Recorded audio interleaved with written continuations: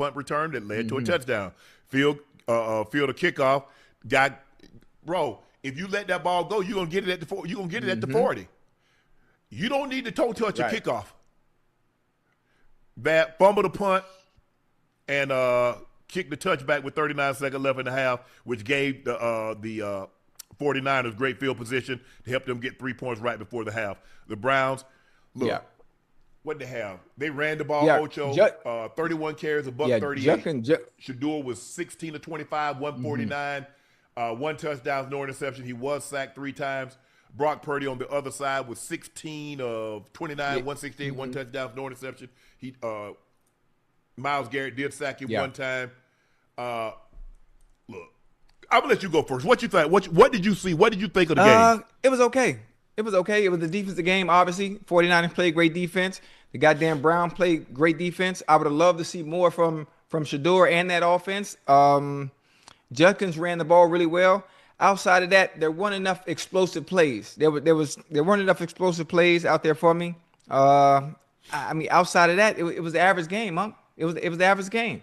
There really isn't much to really talk about. Obviously, watching the Browns play today, I mean, the defense played well. Offense didn't really do much. They didn't move the ball well enough. Too many goddamn 3 and outs. Too many 3 and outs. They did. But if I could give Shedeur a little insight, Shedeur, you're not that fast. There's not one defensive end that you cannot run. Bro, you got to stop trying to escape the outside and belly and back. You got to stop that, Ocho. Another thing, it is okay on 4th down or to throw it. Give your guy a chance. On 4th and 26, Ocho, you can't run, get 4 yards, and slide down. You can't do that, Ocho. You can't. Throw the ball up. Who cares if it's an interception? But you got to give your guy a chance. Look, the game is over, Ocho. The game is over. There's not a 18, a 19-yard. There's not a 19-point play in the NFL. But you've got to give your guys a chance.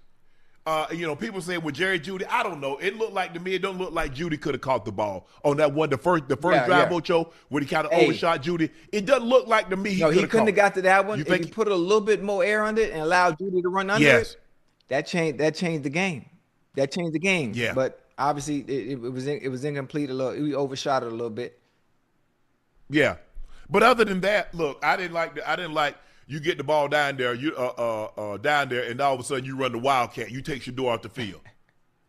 Leave him on the field. He can turn around and hand it off. They did that last game too. They did that last game as well. I'm not sure why they're doing that. Why they're taking the ball out the quarterback's hands in that moment. Like they acting like this. What year was it? The Dolphins had that Wildcat with Ronnie Brown.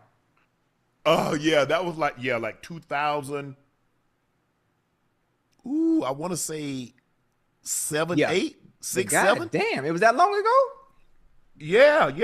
I'm not sure why Stefanski's bring that back to, offensive scheme or I mean, in 2025.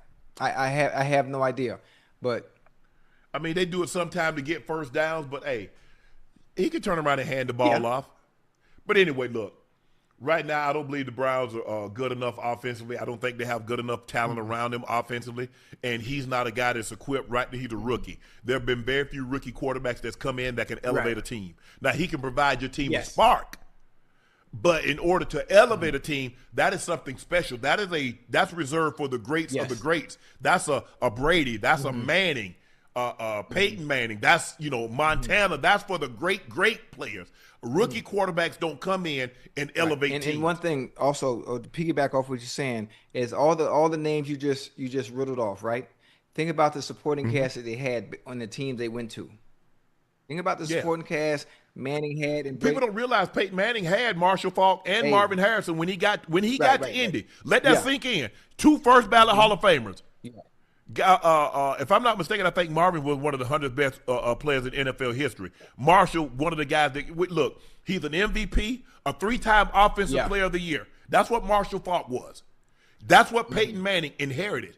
And then the next year, guess what he got? They traded Marshall Faulk, and he got Edgerrin James. Yeah. And then he got Reggie Wayne. He got Dallas Clark. He got Brandon Stokely. They was loaded. So he had pieces around him. So to expect Shedeur to work magic, look. He is a work in progress. He is a rookie quarterback. Guess what? Tom Brady didn't even get no playing time as a rookie. Patrick Mahomes didn't get any. And I'm not saying Shedeur Sanders will ever be those guys. But I'm just saying we're asking an awful lot of a rookie to come in and play at a level. He doesn't really have a whole lot. I mean, even though Ben came along, you look at what Ben had to work with as a rookie. But you have to understand. Ben had Hines Ward, Plexico Burrs, Jerome Bettis, an outstanding defense. Shedeur does have an outstanding defense, but he doesn't have the offensive weapons. I think, if I'm not mistaken, he had Willie Parker.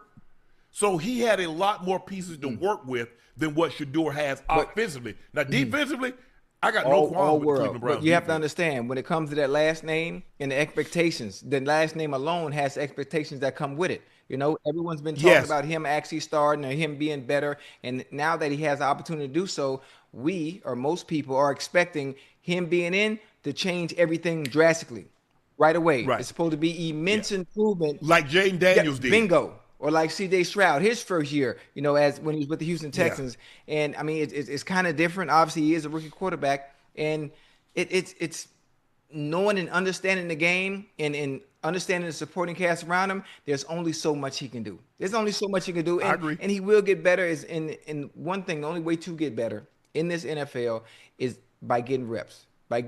And in real time. And in due time, things will get better. Ocho, we got to come back to this. We got to welcome the game. He led a game-winning drive. He was 19 of 33, 172 yards, a touchdown in a 27-24 victory over the Falcons. Added another 44 yards on the ground and a score. Here he is. Heading into Week 13, Rams led the NFC West. We saw the result as they fell in Carolina. Seahawks and Niners both have 8 wins apiece. Shedeur Sanders and Cleveland getting the start again. In goes Christian McCaffrey from the 1. Niners lead 7-0. Cleveland got a rugged defense, as we know, and so it stays 7-0. Not a lot happening until this. It's a beautiful throw from Sanders to fellow rookie Harold Fannin Jr., and he's in. They convert a 2-point conversion. The Niners would have a nice drive right before half to get a field goal. It's 10-8. Browns going for it on 4th and 1 from their own 33. Fannin under center, fumbles it, and that's a mess. Luke Gifford jumps on it. Robert Saleh thrilled. The defense gives it to the offense, and then Brock Purdy. First rushing touchdown of the season, and first time I've ever seen him hit the Dougie. Here he is afterwards describing his dancing moves. I've always been able to Dougie, but I haven't really just done it, publicly. And so, my wife, she could tell you actually, like I annoy her in the kitchen and all that kind of thing. So that's where I got my practice. Don't be afraid to publicly Dougie or whatever dance you want to do. This is Myles Garrett, 19 sacks. He's going to set the all-time record this year. He is unbelievable. That means a punt is coming. The punt, however, is muffed, and Darrell Luter is on it. And the Niners take over in the red zone, and now Juwan Jennings is in the end zone.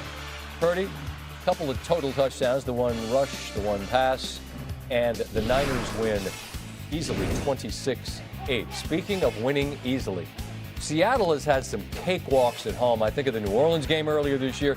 Here, as I described that, you see Sam Darnold get absolutely buried. Dallas Turner gets home for the strip sack.